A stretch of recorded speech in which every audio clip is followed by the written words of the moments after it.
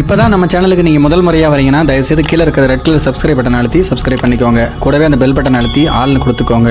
அப்போ தான் நம்ம போடுற வீடியோ உங்களுக்கு தினமும் கிடைக்கும். சரி வாங்க இப்போ நம்ம வீடியோக்குள்ளே போகலாம். இன்றைக்கி இந்த வீடியோவில் ஒரு சின்ன கதை ஒன்று நம்ம பார்க்கலாங்க. இந்த கதை ரொம்பவே நல்லாயிருக்கும், கடைசி வரைக்கும் பாருங்கள். இப்போ நம்ம கதைக்குள்ளே போகலாம்.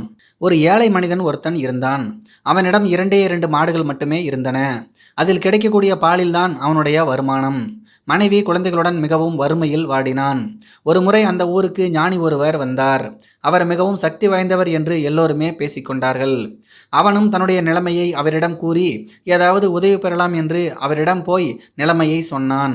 அவரும் இன்று முதல் உன்னுடைய வாழ்க்கை உயரும் என்று ஆசி கூறினார். அன்று முதல் மாடுகள் அதிகமாக பாலை கொடுத்தன. எப்படி நடந்தது என்று தெரியாதபடி வருமானம் பெருகியது. 2 மாடுகள் 4 ஆகி 4 8 ஆகி இப்போது அவனிடம் 30க்கும் மேற்பட்ட மாடுகள் இருந்தன. சிறிய கூரை வீடு பெரிய காரை வீடு ஆனது. திரும்பின இடமெல்லாம் செல்வ செழிப்பு. அவனுக்கு நிற்கக்கூட நேரமில்லை. ஆண்டுகள் உருண்டோடின.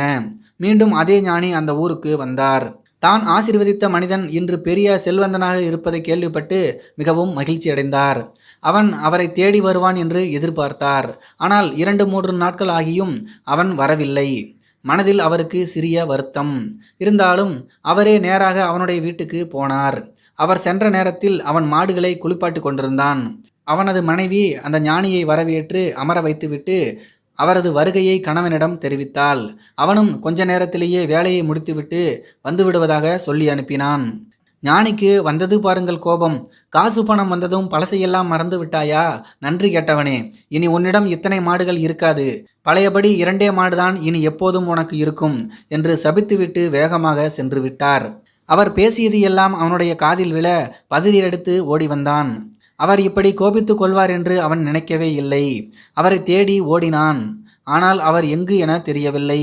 சோர்ந்து போய் வீடு திரும்பினான். கொல்லைப்புறத்தில் அவர் சபித்தபடியே 2 மாடுகள் தான் இருந்தன. அவன் தலையில் அடித்து கொண்டு அழுதான். எல்லாம் என்னுடைய அலட்சியத்தால் போச்சே, இனி பழையபடி வறுமையில் கஷ்டப்பட போறோமே என்று புலம்பினான். அவனுடைய மனைவி அவன் அருகில் வந்து சொன்னால், இந்த 2 மாட்டையும் இப்பவே சந்தையில் கொண்டு போய் வித்துட்டு வந்துடுங்க என்று. அவனுக்கு மேலும் குழப்பம் வந்தது. மாட்டை வித்துட்டு வருமானத்துக்கு என்ன செய்ய? இதை தவிர வேற எந்த தொழிலும் எனக்கு தெரியாதே என்றான். மனைவி மறுபடியும் மாடுகளை விற்க வலியுறுத்தினாள். சரிப்போ, நடக்கிறது நடக்கட்டும் என்று சொல்லி இருந்த 2 மாடுகளையும் ஓட்டிக்கொண்டு சந்தைக்கு கிளம்பினான். நன்றாக வளர்க்கப்பட்ட மாடுகள் என்பதால் உடனே நல்ல விலைக்கு விற்பனையானது. மனது கணக்க கண்ணில் கண்ணீருடன் வீடு வந்து சேர்ந்தான் அவன். அவனுடைய மனைவியோ முகம் நிறைந்த புன்னகையோடு அவனை வரவேற்றாள். இவனுக்கு ஒன்றுமே புரியவில்லை.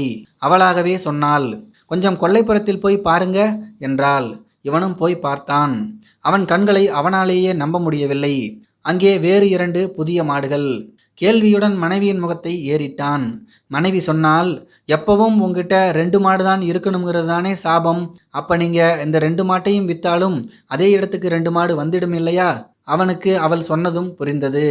புத்தியுள்ள பெண்ணை மனைவியாக அடைந்தவன் பாக்கியவான் என்பது புரிந்தது.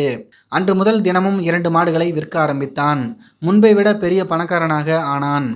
சில நேரத்தில் நாம் தடுமாறும் போது தாங்கி பிடிப்பவள் மனைவிதான். உரிய நேரத்தில் சொல்லும் அறிவுரையை இவளுக்கு என்ன தெரியும் என்று உதாசீனப்படுத்தி விடாதீர்கள்.